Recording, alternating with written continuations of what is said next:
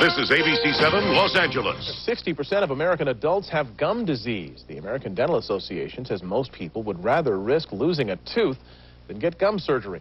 But as health specialist Denise Dodor reports, a new FDA-cleared laser alternative may get more people into the dentist chair. How are you doing, Linda? You feeling anything? Good. Today, Linda Drexler is doing great. Yes, she has gum disease, but at least she doesn't have to go under the knife. She's taking advantage of a newly approved laser, which means no cutting, no stitches, and hardly any downtime. So the patient is back to their daily routine, back to work right away. They can come in on their lunch hour and resume their daily activities. Gum disease is when the gum and bone erode and teeth become loose in their sockets. I was losing bone, and I did not know that either because of, this gum disease. Lynette Little is one of 100 million Americans who has gum disease. Symptoms include bad breath, red or swollen gums, bleeding when flossing or brushing, and a change in the way your teeth fit together. Left untreated, the bacteria in the mouth can travel through the bloodstream and cause heart attack and stroke. It's even linked to premature deliveries. Each year, 30,000 of us undergo painful gum amputations to treat it. But now many dentists are offering laser periodontal therapy. This procedure does for dentistry what LASIK has done for people with eye problems. Periolase selectively destroys diseased tissue and heals as it treats. Dentists say it also helps promote bone growth. The best part for patients is the ease and convenience. In the new way, you can walk out the door, and it's like you just came to the dentist's office for a checkup. I mean, it was just such a breeze. And with this new laser treatment, it's less likely that a reinfection will occur. In Sherman Oaks, Denise Dodor, ABC 7 Eyewitness News. With the vast majority of the population having some form of gum disease, it's not surprising that dentists commonly recommend periodontal treatment to their patients. Deep pockets, especially with bone loss, requires immediate attention. Common recommendations by dentists include deep cleaning, scaling and root planing, and gum surgery. Statistics by multiple dental resources report that only about 4% of patients needing gum surgery actually follow through with treatment, usually because of fear. People are concerned about, if not downright scared, of conventional treatment options, and they're looking for an alternative. As featured on news channels and newspapers, periodicals, and dental journals around the country, specially trained laser dentists are providing the no-cut, no-sew, no-fear laser alternative for the treatment of periodontal disease. Using the Millennium Dental Technologies Periolase MVP7 dental laser, they successfully and comfortably treat patients with periodontitis so they are able to quickly return to their daily routine. So many people need help, and they're looking for a better way, especially because it's not just about your teeth anymore. People with periodontitis are at increased risk for heart disease, stroke, complications with diabetes, and spontaneous preterm births, to name a few. Laser-assisted new attachment procedure, or LANAP, is quickly becoming the gold standard for the treatment of gum disease.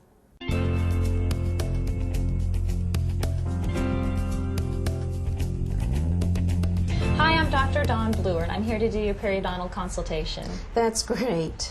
I heard that you have gum disease and you were told that you need gum surgery and you're looking for an alternative. That's right. I know you've probably been told about what gum disease is, but if you don't mind, I'd like to review that with you so I can talk about your periodontal treatment options and especially why people are choosing laser periodontal therapy as their periodontal treatment of choice. Okay. Let's take a look at this picture chart. This is a picture of what a healthy tooth looks like. This is what you see when you look in your mouth. That's the tooth. This is the root. This is the bone, and the gum lays over the bone and attaches to the tooth just above the bone level. Between the gum and the tooth is a pocket or a space. We measure that using a ruler. We call it a probe, which is in 3 millimeter increments. We measure between where the gum attaches to the tooth and the top of the gum. In a healthy situation, those pockets are very shallow. Really, we'd like to see them at 3 millimeters or less. In this picture, we have a healthy 2 millimeter pocket. What happens is the bacteria that's naturally in our mouth sticks to the teeth and lives off of the food that we eat, producing this white filmy stuff. That's called plaque. Plaque is soft, we can brush it and floss it away, but we're only human and we're going to miss some of it. The stuff that we miss is usually down below the gum line and in hard to reach areas. What happens is the bacteria that live inside of the plaque irritate the gums, and the gums get a little bit puffy or inflamed. And what we have is some surface inflammation. This is called gingivitis. Most people have some inflammation or gingivitis going on somewhere, if not everywhere, in their mouth by the time 6 months rolls around since their last cleaning. That's why we recommend that people with gingivitis get their teeth cleaned twice a year. What happens if plaque sits there for long enough, eventually it turns hard into barnacles of calculus or tartar, same thing. Now the bacteria that live inside those barnacles will eventually destroy the attachment between the gum and the tooth, opening up a deeper than normal space or pocket. In this picture we see a 5 millimeter pocket, allowing the bacteria to then start attacking the bone too. When we have attachment loss and bone loss, this is called periodontitis. This is no longer a surface problem, it's a problem going on down below the gum line, deep below the surface. And so a regular surface cleaning really doesn't do the trick. It's just the tip of the iceberg. Now the problem with deep pockets is they're harder to keep clean than the shallow pockets are. In this picture we have a 6 millimeter pocket and more bone loss. Now the issue here is if we have a 6 millimeter pocket and the gum started up here, and we have 2 millimeters of damage at the surface, we really have about 8 millimeters of attachment loss. The reason why the gums recede is that this very inflamed tissue is easily damaged when you chew and brush your teeth. In this picture, we have an 8 millimeter pocket, a lot of bone loss, and a whole lot of recession here. Recession is very common for patients who have gum disease, but it doesn't always occur. The big concern with periodontitis is as the pocket gets deeper and you lose more bone around the tooth can actually become loose and you can lose a tooth or teeth as a result of the disease. Let's take a look at this picture while we're talking about some of your treatment options for periodontal disease. Basically, we have 3. Conventional periodontal treatment includes scaling and root planing, otherwise known as deep cleaning, osteosurgery, otherwise known as gum surgery, and laser periodontal therapy, otherwise known as LANAP, or laser-assisted new attachment procedure, the first and only university-researched and FDA-approved laser periodontal treatment, requiring a specific laser and patented protocol to achieve it. Okay. Let's start with scaling and root planing. Basically, with scaling and root planing, it is a deep, aggressive cleaning. You're numb during the procedure so that we can get down to the bottom of the pocket and do a real thorough job cleaning the tooth. Now, the problem is that we have very limited access to get down to the bottom of the pocket, and we can't see down there, so we're basically working by braille. So we're likely going to miss some of the calculus, especially in the deeper pockets. Even in conjunction with the use of medication, we don't expect to see a strong fibrous reconnection or any bone improvement. If after scaling and root planing a deep pocket persists, the next conventional treatment option is to do gum surgery. Basically, if we still have a 6 millimeter pocket and we cut the gum here and take this piece away, we've left about a 2 millimeter pocket behind. The goal of gum surgery is to create shallow pockets with the hope that we can slow the progression of the disease process. Basically, it's the intentional reduction of the height of the gum, which doesn't look pretty and leaves the roots sensitive to temperature and more prone to getting cavities. The problem with periodontitis is that most people don't find the treatment options appealing. And unfortunately, there is no cure. Even the laser isn't a magic wand. Like diabetes and high blood pressure, we can get you to a healthy level, but then we need to work to maintain you there with regular and frequent cleanings. Once a periodontal patient, always a periodontal patient. You can be treated, but it requires maintenance to keep you at a healthy level. And if you've had gum surgery and we've already cut the gums, if after some time a pocket comes back, well, we can't keep cutting you. Eventually we run out of something to work with. Now, the difference between gum surgery and laser periodontal therapy is basically the difference between treatment by amputation versus treatment by regeneration. With laser periodontal therapy, there is no intentional reduction of the height of the gum. Now, we use the laser initially between the gum and the tooth to kill bacteria inside of the pocket, which, remember, is the source of the problem. It also affects the calculus, so it's easier to remove.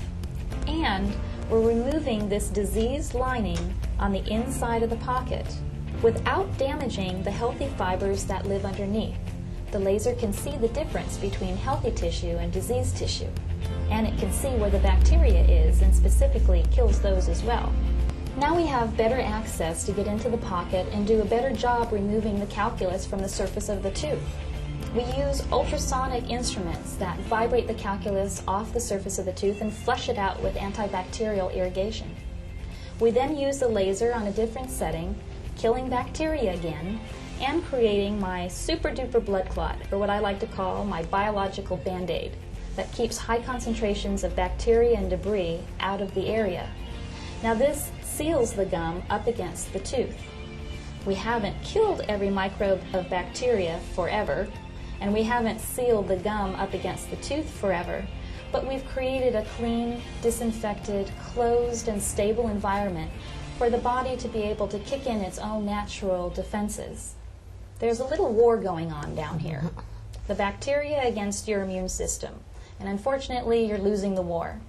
When we use the laser, we are tipping the scales in favor of regeneration versus degeneration. If you think about it, we have the ability to build ourselves back. We can grow fibrous tissue, we can grow bone. That's why we don't amputate a broken arm. Good thing. But we only do it under the right circumstances. If you think about it, we have a cast on a cleaned up, disinfected arm so that the body has a chance to grow back. Well, the problem is the mouth is a dirty, unstable place, but with the help of the laser, we can create that closed, disinfected environment so that the body has a chance to kick in its own natural defenses and start to rebuild. In order to stabilize the area, we need to find any areas where you might be hitting your teeth together too hard or inappropriately. And once we find those areas, especially in the spots where your pockets are very deep, you have a lot of bone loss, or the teeth are loose, we need to spot grind them away. Then we leave the area alone. We don't want to mechanically disturb the area, don't want you to chew on it. You're on a soft food diet for about a week, and we want you to follow special cleaning instructions. Now, you're not on a soft diet because you won't feel like chewing over there. We just don't want you to disturb the area. Now, we don't go back in here and reprobe the area for about 9 to 12 months after the treatment is done. That doesn't mean we're not seeing you during that period of time. After everything is done, we'd like to see you back a month after for surface cleaning and to reevaluate the healing. And then it is the recommendation, standard recommendation for periodontal patients, that you have your teeth cleaned every 3 months to keep yourself healthy and maintained. It's the best insurance policy that you could give yourself, because we don't want to have plaque and calculus and the bacteria that live inside it start to destroy these new attachments that are starting to form in the pocket. They are more easily destroyed than what you had when your teeth and your gums were healthy. Now, we can't grow everything back that you had before, but we are consistently finding new fibrous attachment and improvement in bone quality, if not quantity. We just can't guarantee how much and where. We do routinely see pocket depths reduced by about half.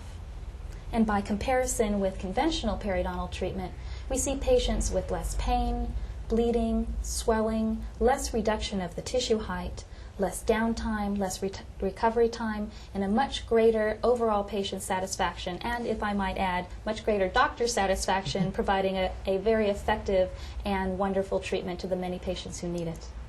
Do you treat the whole mouth at once? We can treat the whole mouth at once, or we can treat you in halves, where we treat the right side, and then quickly thereafter treat the left side, and a week after that make sure everything is healing well. A month after everything is done, we want to see you for a surface cleaning and to make sure that everything is healing properly. And then you're here for your regular 3-month cleanings indefinitely to make sure things are under control. Is this going to hurt? Well, during the procedure you're numb, so you're not going to have any pain.